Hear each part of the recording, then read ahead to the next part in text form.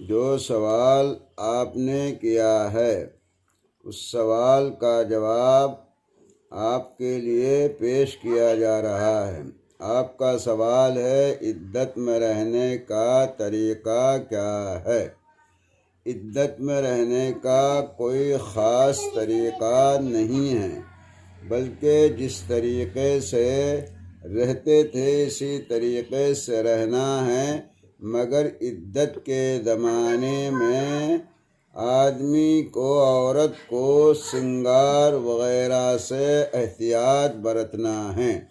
کسی قسم کا بھی سنگار نہیں کرنا چاہیے اور عدت اپنے گھر میں ہی گزارنی چاہیے، اپنے گھر میں ہی رہے، کہیں باہر نہ جائے، جس سے حیات کے اندر شوہر کی زندگی کے اندر جس سے پردہ تھا اسی سے عدت کے اندر بھی پردہ ہے، اس میں کوئی خاص امتیاز نہیں ہے۔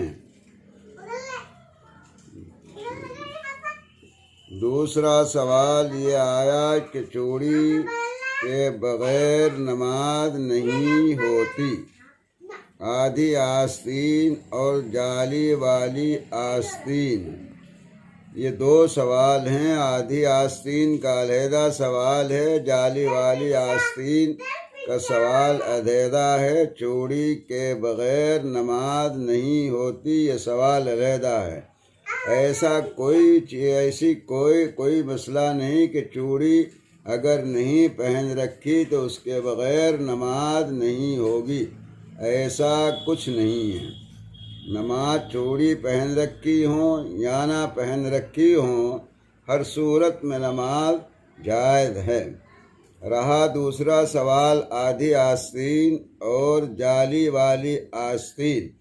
آدھی آستین کا مطلب یہ ہے کہ اگر آدھی آستین کا قمیص پہن رکھا ہے اور نماز پڑھتے وقت اس نے اس کو چادر میں آستین کو ڈھانپ لیا، اپنی پوری سطر کو، چونکہ گھٹوں تک عورت کی سطر سمجھی جاتی ہے، اگر وہ پورا ڈھانپ لیا اور اس چادر کو اوڑھ کر نماز پڑھتی ہے تو نماز ہو جائے گی۔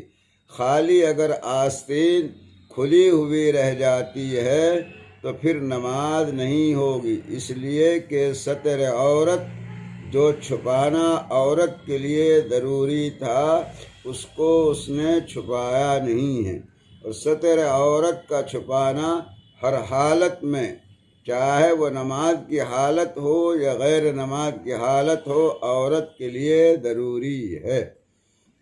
اور